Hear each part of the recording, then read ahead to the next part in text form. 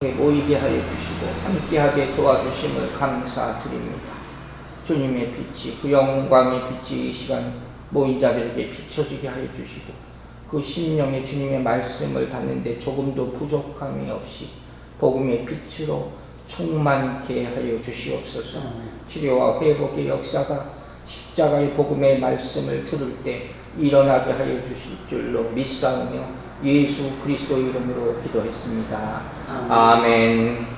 오늘 말씀은 고린도전서 1장 17절과 18절 말씀 보겠습니다. 고린도전서 1장 17절 18절 신약성경 263면 제가 읽겠습니다. 그리스도께서 나를 보내심은 세례를 베풀게 하려 하심이 아니요 오직 복음을 전하게 하려 하심이로되 말의 지혜로 하지 아니함은 그리스도의 십자가가 헛되지 않게 하려 함이라. 십자가의 도가 멸망하는 자들에게는 미련한 것이요 구원을 받는 우리에게는 하나님의 능력이라. 아멘. 오늘은 바울의 위대한 선언과 같은 십자가의 도에 대한 그런 말씀을 전합니다. 오늘 말씀 준비하면서 이런 생각을 했어요. 교회에 대해서 많은 생각을 하면서 사실은 정말 너무 심플한 거죠. 교회가 우리가 뭐 어떻게 됐으면 좋겠다 그런 생각은 사실 우리가 품는 게 아니라고 했어요. 왜? 교회는 하나님이 세우신 것이고 이렇게 교회를 세워나가라 하는 것이 사도행전에 너무도 잘 나오고 있기 때문에 우리 소박한 그런 바람이 있다면 이런 거죠. 교회는 정말 교회였으면 좋겠다.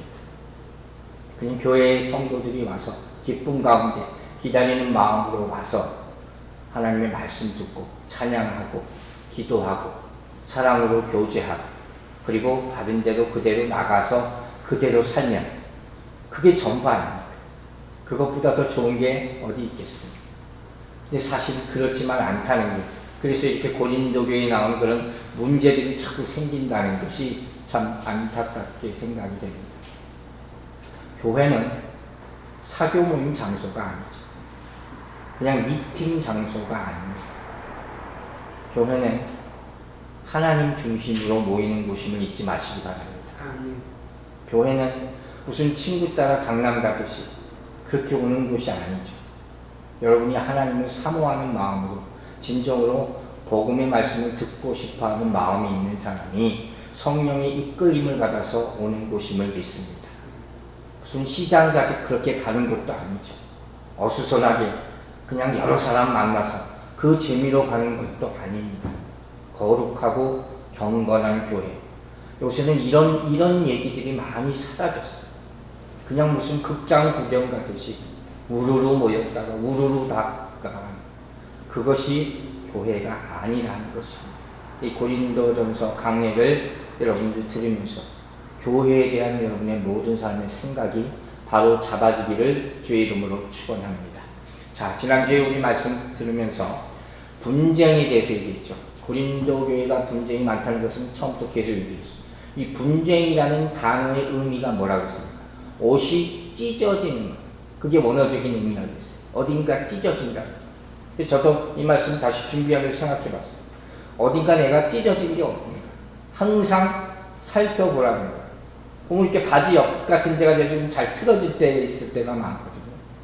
항상 우리는 그걸 점검해 봐야 돼요. 어디가 혹시 틀어졌는지 아니면 언제 나도 모르는 사이에 찢어지지 않았는지 교회의 어떤 부분 항상 점검하고 살펴봐야 될 줄로 믿습니다. 그게 성도의 역할 중에 하나입니다. 교회 안에서 교회 밖에서 항상 살펴야 된다.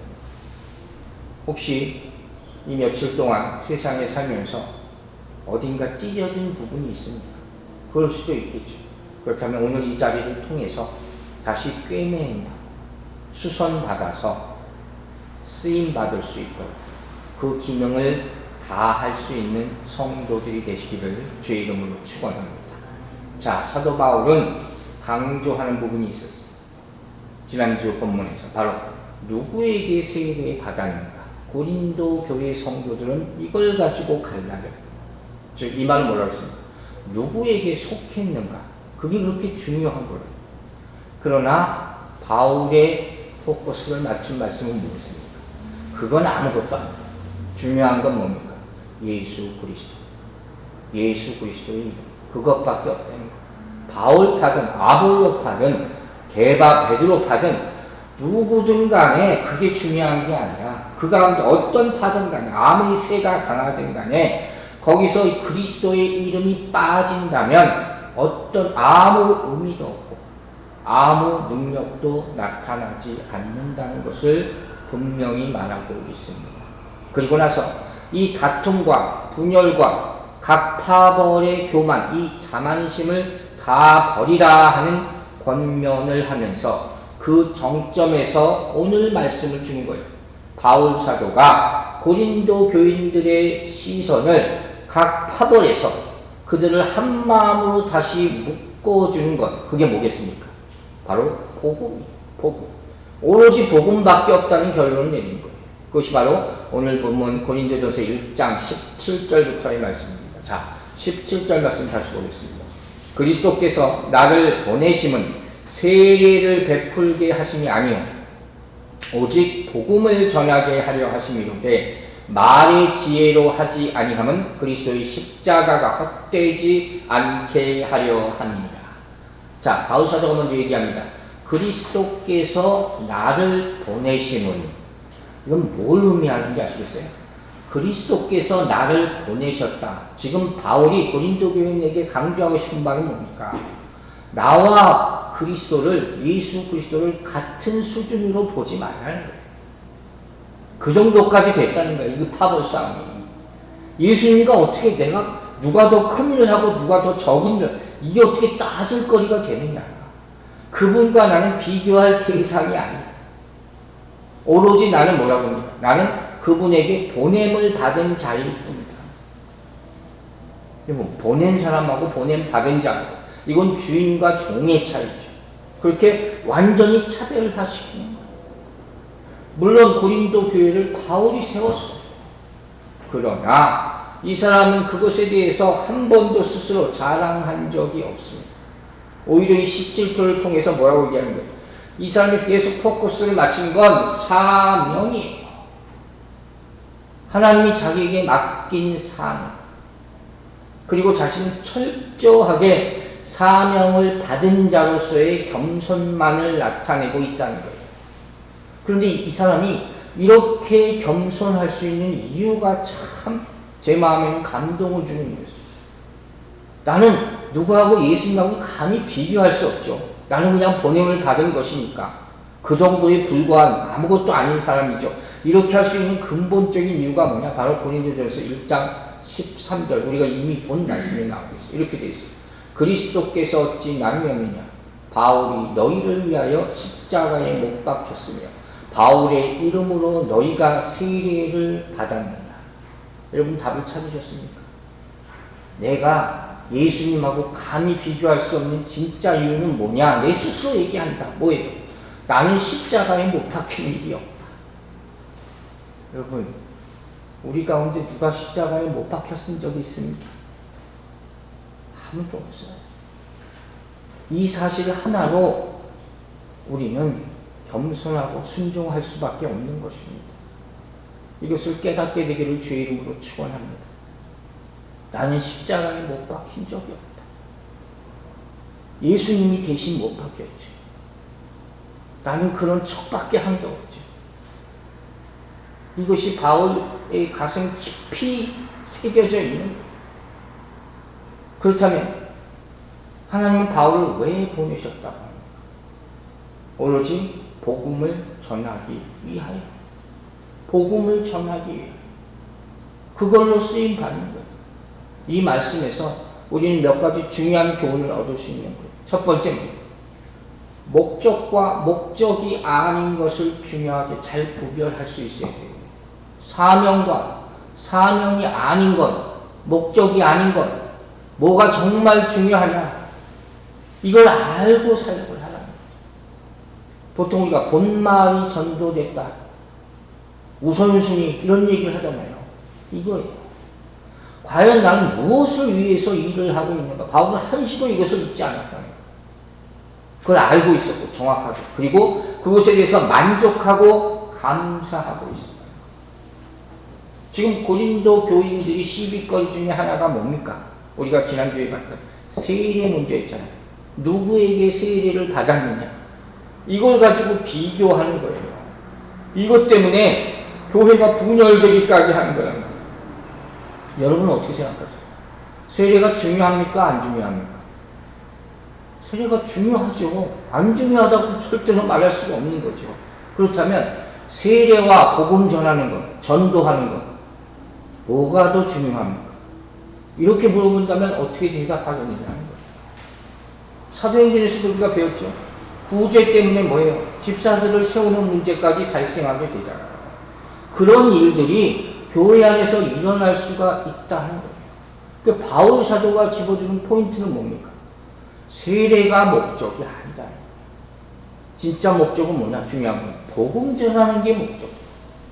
물론 세례는 필요하죠.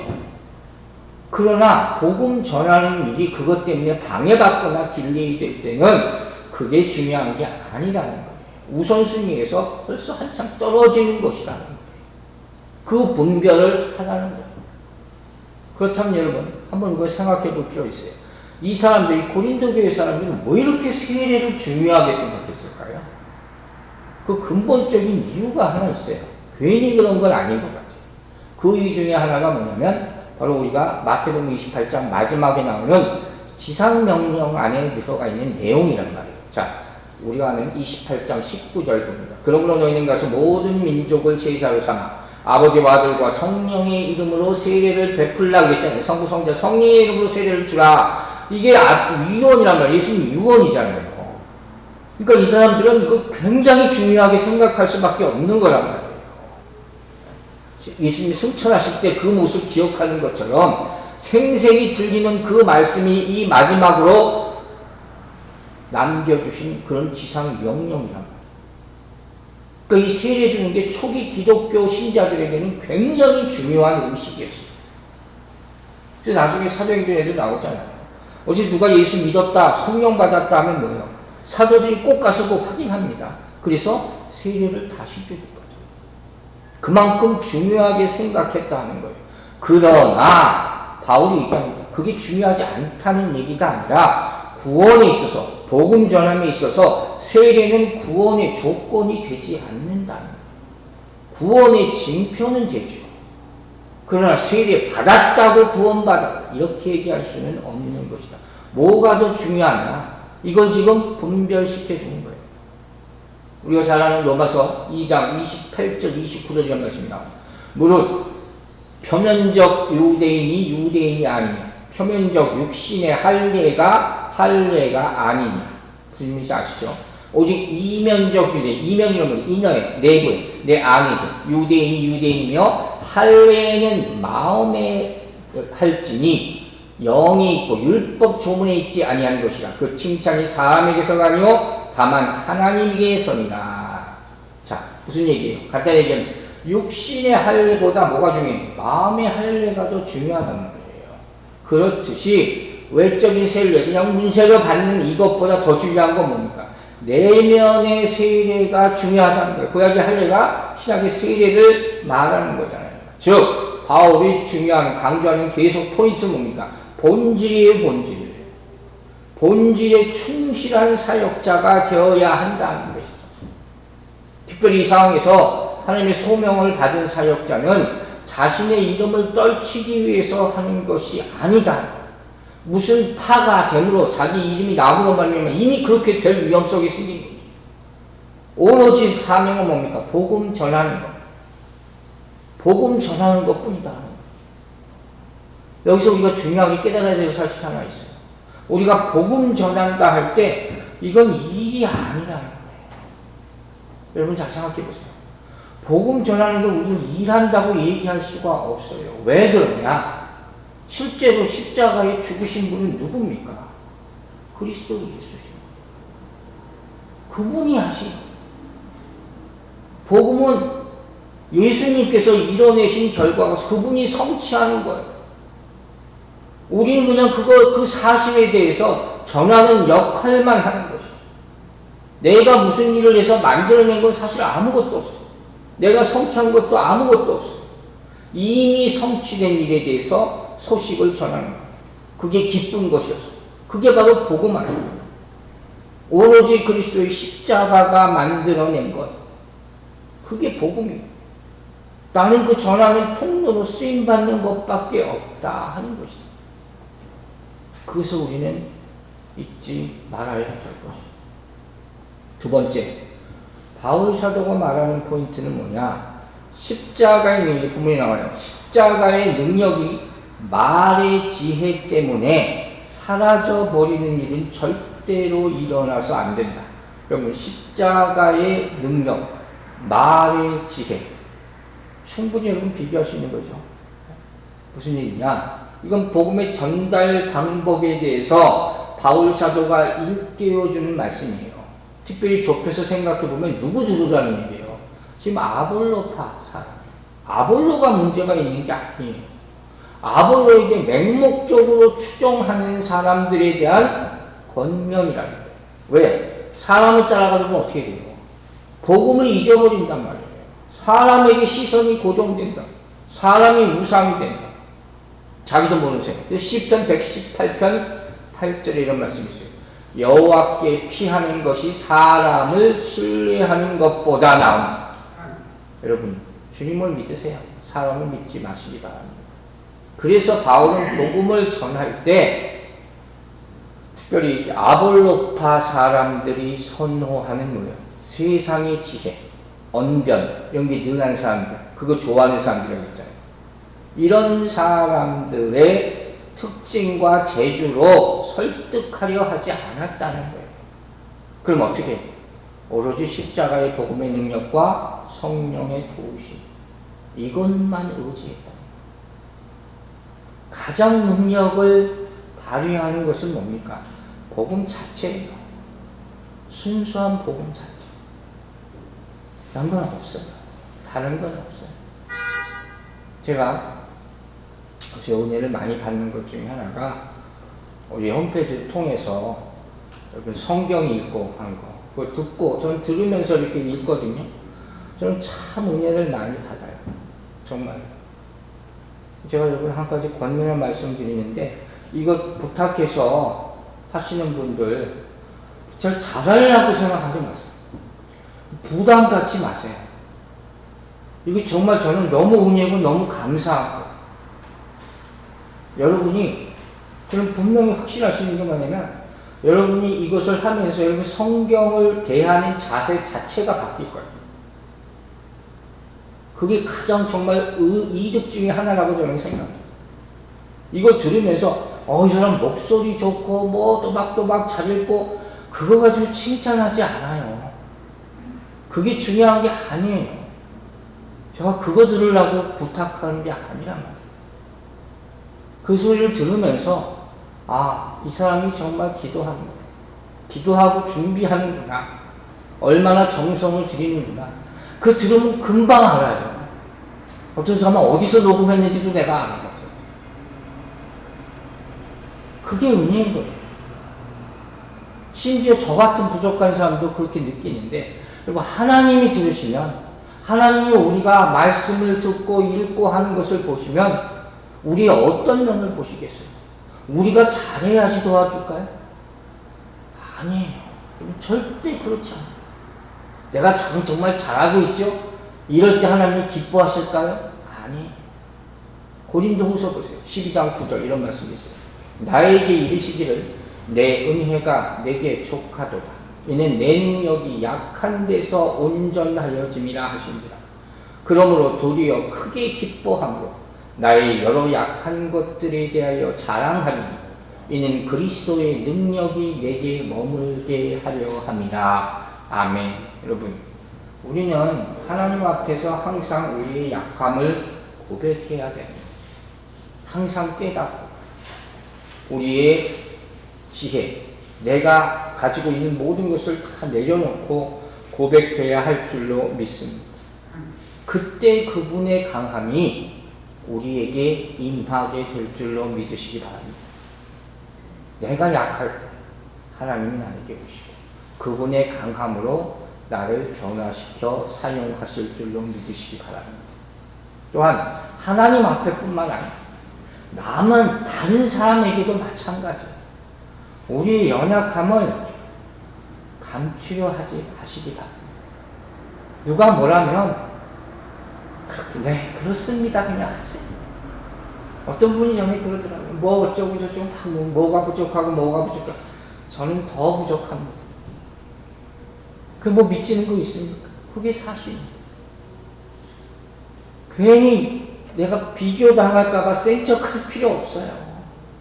그런 분들 은근히 정말 많아요. 이 쓸데없는 경쟁, 쓸데없는 자존심.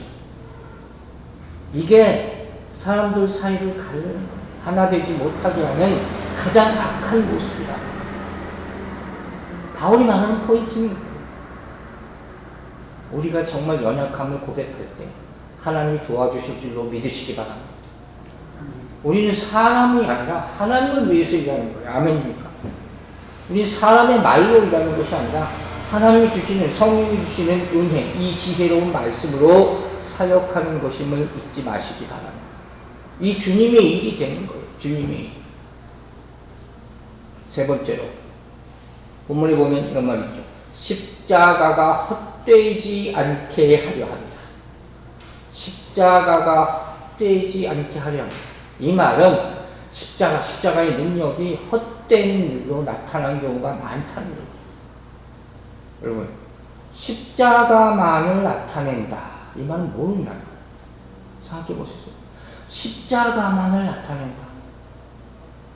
이게 쉽지 않은 거예요. 보통 우리가 이렇게도 생각하는 분들이 은근히 많아요. 복음이라는 것이 우리가 구원받을 때는 정말 필요하다. 그러나 실제 삶을 살 때는 이것만 가지고는 안 됩니다. 이렇게 생각하고 교회 생활 하시는 분들이 너무 많아요.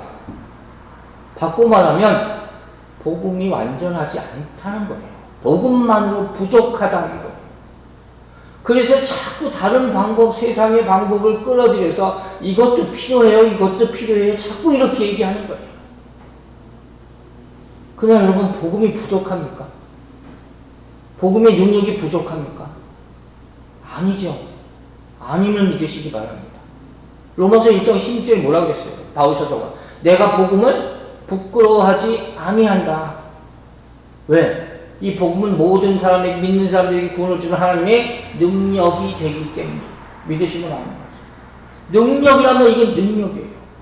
모든 사람에게 능력이 되는 거예요. 여러분, 복음이 부족합니까? 아니에요. 이것을 온전히 믿지 못하고 전하지 못하면 내가 부족한 거예요. 나의 부족을 고백하고 복음의 완전함을 선포하는 우리 모두의 모습이 되기를 주의 이름으로 축원합니다. 여러분, 고린도 교회는 복음으로 세워진 교회예요. 그러나 어느 순간부터 이 복음의 정신을 잃어버렸어요. 하나 되게 하는 복음, 이걸 잊어버렸어요. 그러니까 분쟁이 생기는 거예요. 진짜 중요한 걸 잃어버리면 다른 것들이 자꾸 보이기 시작하죠. 그게 더 중요하게 느껴지게 되는 인간들이 다 그런 거예요. 즉 고린도 교회의 분열의 가장 큰 원인은 뭡니까? 복음이 희미해졌기 때문에, 올바로 선포되지 않았기 때문에. 사랑하는 여러분 주어진 복음을 다 받고 예수 그리스도만 높이는, 그래서 교회의 하나됨을 만드는 능력이 나타나게 되기를 주의 이름으로 축원합니다. 십자가가 헛되지 않기 위해서, 저는 이 말을 많이 생각해봤어요. 십자가가 헛되지 않기 위해서. 여러분, 십자가의 사건으로 무엇이 이루어졌는지 한번 묵상해 보세요. 여러분, 십자가의 사건으로 여러분의 구원이 성취되었음을 잊지 마시기 바랍니다. 구원에 다른 길이 있습니까, 여러분? 이렇게 질문할 때 뭐라고 합니까? 구원에 다른 길이 있습니까? 없습니다. 대답할 수 있게 되기를 바랍니다. 만약에 다른 길이 있다면 그것은 뭐라고 했어요? 그럼 예수 그리스도께서 십자가에 죽어야 될 필요가 없다는 얘기야. 그러면 이건 아무 의미가 없는 거예요. 기독교는 아무 의미가 없는 거예요. 바로 그 얘기예요. 십자가가 헛되게 되지 않기 위해서. 갈라디아서 6장 14절 우리가 잘 아는 구절이죠. 그러나 내게는 우리 주 예수 그리스도의 십자가 위에는 뭐라고 했습니까? 결코 자랑할 것이 없나니. 바울 사도가 고백하는 거예요. 결코 자랑할 것이 없습니다. 십자가 밖에 없습니다. 온리 십자가. 정말 그렇게 되기를 바랍니다. 정말 그렇게 되기를 바랍니다. 우리의 사명은 복음을 전하는 것이고 사람들을 십자가 앞으로 데리고 오는 거예요. 이게 정확한 우리의 사명을 완수하는 것입니다. 오로지 복음만이 사람들을 구원으로 인도할 수 있다는 사실 잊지 마시기 바랍니다. 이게 바울의 선포. 자, 이제 1장 18절 말씀 보겠습니다. 십자가의 도가 멸망하는 자들에게는 미련한 것이요 구원을 받는 우리에게는 하나님의 능력이다. 완전 대결이죠. 자, 간혹 가다 보면 교회에 대해서 얘기하면서 이런 분들이 있어요. 교회 안에서도 활발한 논쟁이 있어야 된다. 토론이 있어야 된다. 교회는 그런 것이 아니에요. 제가 여러 차례 얘기합니다. 교회는 절대로 민주주의가 아니라는 말을 했습니다. 교회는 오로지 하나님 주임을 잊지 마시기 바랍니다. 하나님의 말씀대로 모든 것을 순종하는 곳이에요. 민주주의 저성 교회의 모든 일이 이루어져야 한다는 그 말에는 어떤 말이 숨겨 있냐면 내 생각을 주장하겠다는 거예요. 내 생각이 다른 사람보다 더 좋은 생각을 나는 가지고 있고 이것대로 운영을 해야 된다 이거예요. 그러나 교회는 이야기를 하기 위해서 모이는 곳이 아니에요. 기도하기 위해서 모이는 곳임을 명심하시기 바랍니다. 오로지 그것, 교회에 성경에 나와 있는 건 그거밖에 없어요. 그렇다면 이 고린도 교회의 시끄러운 문제, 이것을 해결할 수 있는 방법이 무엇이냐? 바울 사도가 제시한 방법은 한 가지, 뭐냐? 십자가의 도. 십자가의 도라는 이거밖에 없다. 앞에서 바울 사도가 뭐라고 했어요? 세례를 주기 위해서 보내심을 입은 것이 아니라 자기는 뭐예요? 복음을 전하기 위해서 보내심을 받았다. 이렇게 얘기했잖아요. 그리고 나서 그 방법을 뭐라고 얘기합니까? 말의 지혜로 하지 아니함은 그리스도의 십자가가 헛된 것이 되지 않게 하려 함입니다. 이렇게 얘기했어요. 여기서 바울 사도가 의도적으로 두 가지를 대조하는 것을 볼 수가 있어요. 그게 뭡니까? 말의 지혜와 십자가의 도. 확실하게 두 가지를 대조하는 거예요. 여기서 말의 지혜라는 것이 상징하는 게 뭐겠습니까? 여기서 말의 지혜는 뭐냐면 이 세상의 도리예요. 자기가 일한 대로 보상받는 이치. 이것이 말의 지혜의 의미예요. 그럼 십자가의 도는 뭡니까? 하나님이 주신 은혜의 원리예요. 그냥 거저 주시는 거예요. 그러니까 말의 지혜와 십자가의 도는 완전히 다른 것이죠. 말의 지혜는 내가 열심히 해서 내가 뭔가 만들어내고 보상 받는다는 거예요. 십자가의 도는 무조건 한량없는 은혜로 말미암아 내가 거저 다 받는 거예요. 이게 어떻게 같을 수가 있습니까? 그리고 여기서 사도 바울이 얘기하는 이 말이라는 것은 복수예요. 월수예요. 여러 가지 말이다. 고린도 교회 사람들이 이걸 좋아했어요. 말을 많이 여러 가지 말을 하는 거 파벌로 나눠가지고 분명히 원인이 되는 거죠. 근데 여기서 말하는 십자가는 딱 단수예요. 오로지 하나. 통일과 완성을 상징하는 십자가 하나만 얘기한다. 그럼 어떻게 갈라질 수가 없겠죠, 여러분. 정말 교회가 이렇게 될 수 있을까 모르겠어요. 우리는 오로지 십자가만 얘기해. 성경은 그렇게 나와 있어요. 그러니까 사도 바울이 다시 일깨워주는 거예요. 그렇다면 십자가의 도라는 것은 뭘 의미하는가? 구체적으로 글자 그대로 영어 성경은 Message of the Cross라고 했어요. 십자가의 메시지. 즉 십자가의 도라는 것은 십자가에 관련된 모든 말씀이라는 거예요. 복음이죠. 복음. 자, 그러면 여러분이 나름대로 한번 생각하고 정리해 보세요. 여러분은 복음이 뭐냐 물어보면 뭐라고 대답하시겠어요? 여러분의 음성을 할 수 있어야 돼요. 복음이 뭡니까? 초대교회 사람들은 복음을 뭐라고 생각했냐? 어렵진 않아요. 예수님께서 이 땅에 오셨다. 그분이 메시아다. 그가 죽으시고 부활하시고 승천하시고 다시 오실 것이다. 이걸 캐리그마 이렇게 부릅니다. 초대교회는 이것만 전했어요. 이게 초대교회의 위대함이에요. 오로지 이것만 전했다는 거예요. 그리고 이제 바울 사도가 묻는 거예요. 당신들은 그럼 이 십자가의 도에 대해서 어떻게 생각하십니까? 이게 그냥 지식입니까? 아니면 철학입니까? 당신들이 아는 상식입니까? 아니면 생명입니까? 이걸 물어보는 거예요. 우리가 앞으로도 계속 듣겠지만 당시 헬라 철학이 온 세상을 지배하던 시대예요. 이 사람들이 좋아하는 말이 지혜, 소피아는 말. 지혜 있다, 지혜 있는 말. 철학적인 말 하는 거 엄청나게 좋아했던 그런 사람들. 근데 이 사람들에 대해서 바울 사도는 어떻게 딱 도전을 하냐면, 자, 고린도 교인들이잖아요. 당신들은 지혜에 대해서 압니까? 모릅니까?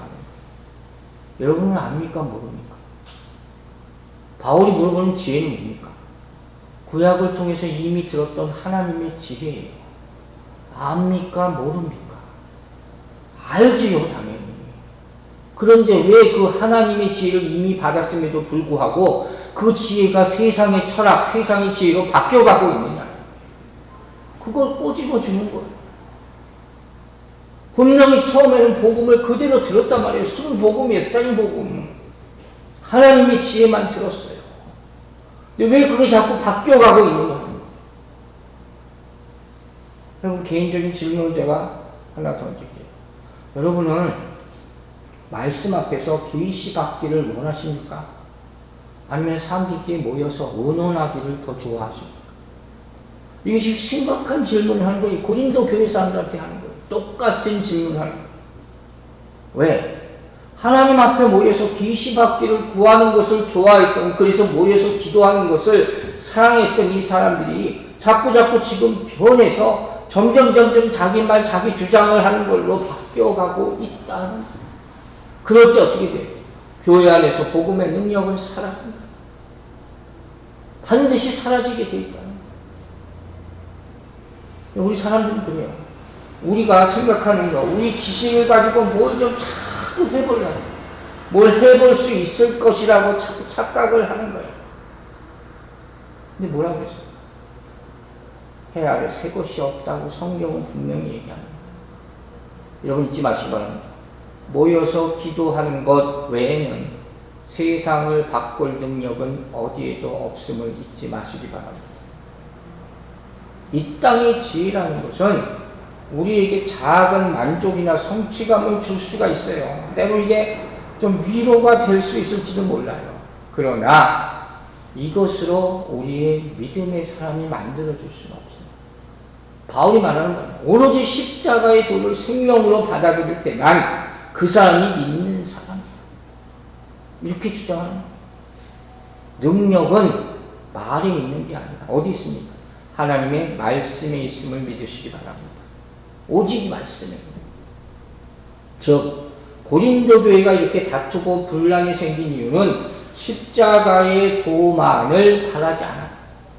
그것만은 믿고 바라지 않았다. 결국 무슨 얘기예요? 여러 파가 있다고 하지만 결론적으로 뭐예요? 십자가의 도를 믿는 사람과 그것을 믿지 않는 사람, 이 두 파로 갈라지는 거예요. 그렇게 결국 된단 말이에요. 그럼 여기서 우리가 생각해 봅시다.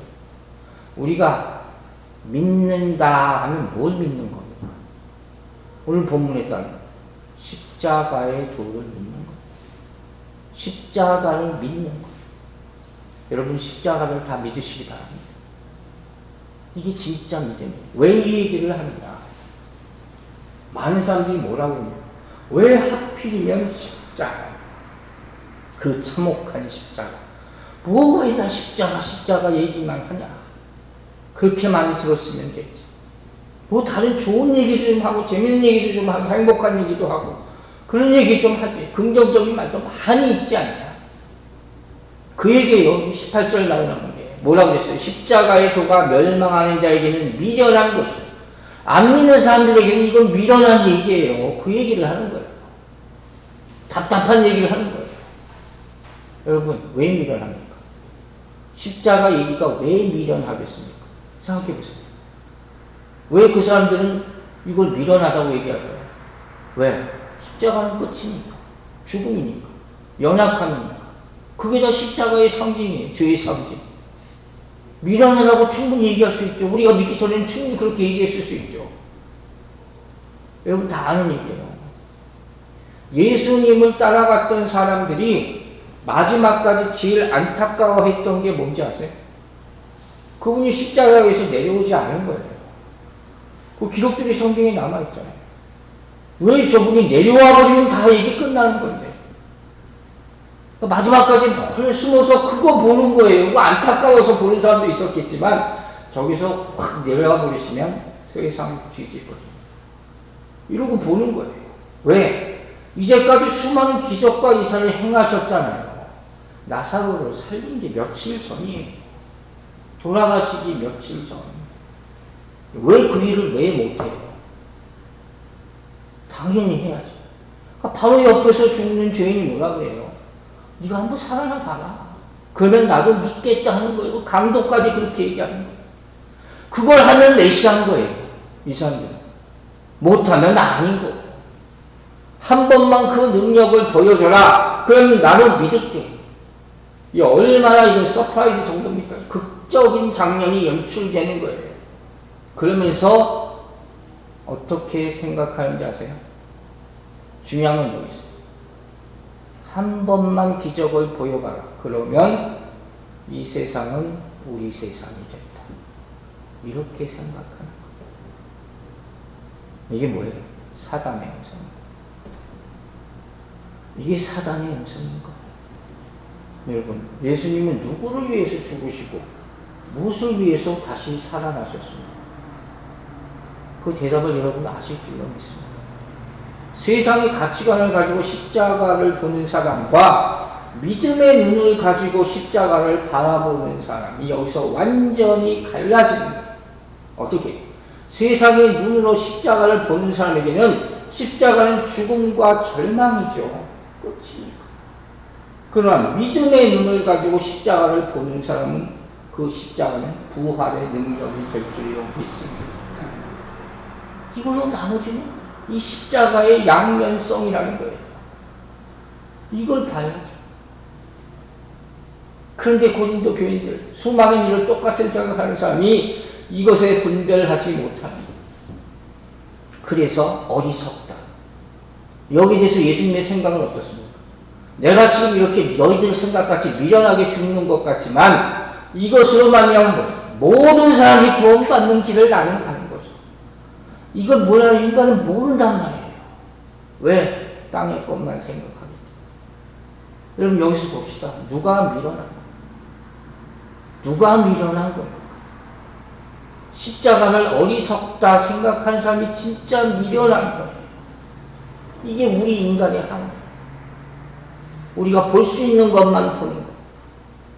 우리 인간의 지혜 영역 밖에 있는 것에 대해서 절대로 믿지 못하는 그런 연약함과 어리석. 여러분, 제가 그런 얘기 했죠. 하나님 말씀이 가장 먼저 있고, 그 다음에 중요한 게 뭐라고 했어요? 우리가 그 말씀을 수용할 수 있는 마음, 애티튜드가 있어야 돼요. 그게 없으면 복음 근처에도 접근하지 못해요. 그리고 순종입니다. 이 사람들은 뭐예요? 복음을 수용할 마음이 요만큼도 없어요. 그러면 어떻게 변하는지 아십니까? 급속도로 배척하고 주기로 하고. 그게 사도행전에 나오는 유대인들의 모습이에요. 인간은 그렇게 되게 되어 있어요. 그러나 구원받는 우리에게는 이게 뭐라고요? 십자가의 도가 하나님의 능력이 됩니다. 얼마나 감사한 말씀이에요. 여러분, 하나님은 십자가, 그 그 불쌍하고 연약해 보이는 그 십자가에 우리가 상상도 할 수 없는 하나님의 전능하심을 담아놓았음을 깨닫고 믿으시기 바랍니다. 이걸 우리는 알아야 돼요. 여러분, 교회에 여기도 십자가가 있죠. 이 교회에 걸어놓은 십자가를 보면 이 십자가도 제가 봤어요. 대부분 어떤지 아세요? 이거 무겁지가 않아요. 다 안이 다 비어 있어요. 뭐 램프 같은 거 걸기 위해서 하지만 대하대 이렇게 텅 비어 있어요. 그냥 나무로 만든 형식적인 십자가예요. 이게 짊어지고 가본 적도 있습니까? 혼자서 충분히 짊어지고 갈 수 있어요. 아마 제가 짐작하는데 예수님께서 골고다 언덕을 오실 때 짊어졌던 그거보다도 훨씬 더 가벼울 거예요.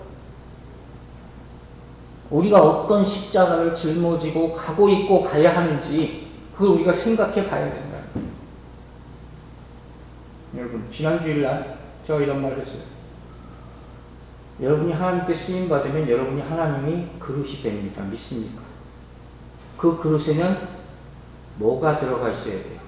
뭐가 담겨져 있어야 된다고 했습니까? 전능하신 하나님의 엘샤다이 담겨져 있을 줄로 믿으시기 바랍니다. 그럼 여러분이 짊어지고 감당할 그런 십자가에는 뭐가 담겨져 있어야 됩니까? 그 안에 복음의 능력이 담겨져 있어야 할 줄로 믿으시기 바랍니다. 텅 비어 있으면 안 되는 거예요. 여러분, 예수 그리스도를 믿는 사람들에게 이 십자가는 미련한 것이 아니에요. 약함이 아니에요. 하나님의 능력이 됨을 믿으시기 바랍니다. 하나님의 권능이 됨을 믿으시기 바랍니다. 그래서 믿음은 보이는 것으로만 보는 것이 아니라 보이지 않는 하나님의 능력을 가지고 보는 것이에요. 그게 믿음이라는 거예요. 이제 말씀을 정리합니다. 본문에 따르면 세상에는 두 부류의 사람이 존재해요. 딱 갈라섰어요. 한 부류는 멸망하는 자리라고 하고 있어요. 또 한 부류는 뭡니까? 구원받는 자들. 성경은 분명히 이렇게 구분해요. 멸망하는 자들과 구원받는 자들. 어떻게 가른다고 나와 있습니까? 십자가의 도에 어떻게 반응할까? 이것이 기준이에요. 어떻게 십자가의 도에 반응할 것입니까? 여러분, 십자가는 구원을 주는 능력이 됨을 믿으시기 바랍니다. 그리고 우리 안에 이 능력이 있음을 믿으시기 바랍니다. 이 사실을 믿고 이제 그 능력을 세상에 나타내는 여러분들과 저가 되기를 주의 이름으로 축원합니다. 기도하겠습니다. 하나님 아버지, 오늘 십자가의 도에 대한 말씀을 들었습니다. 우리가 사망의 길에 있지 않고 생명의 길에 있을 수 있도록 십자가가 우리의 생명을 붙잡고 우리의 인생을 이끌도록 도와주시옵소서. 우리의 시선을 가장 먼저 십자가에 두게 하여 주시고 다른 것으로 말미암아 십자가의 도에서 멀어지지 않도록 성령님께서 항상 말씀으로 일깨워 주시옵소서. 구원받는 모든 자들에게 능력의 복음이 되시옵소서. 주의 말씀을 오늘도 받았사오니 이것이 우리의 인생길 가는데 가장 힘과 능력이 되어 좌절하거나 포기하지 낙심하지 않도록 우리에게 큰 능력으로 행하여 주시옵소서. 감사드리며 예수 그리스도의 이름으로 기도했습니다. 아멘.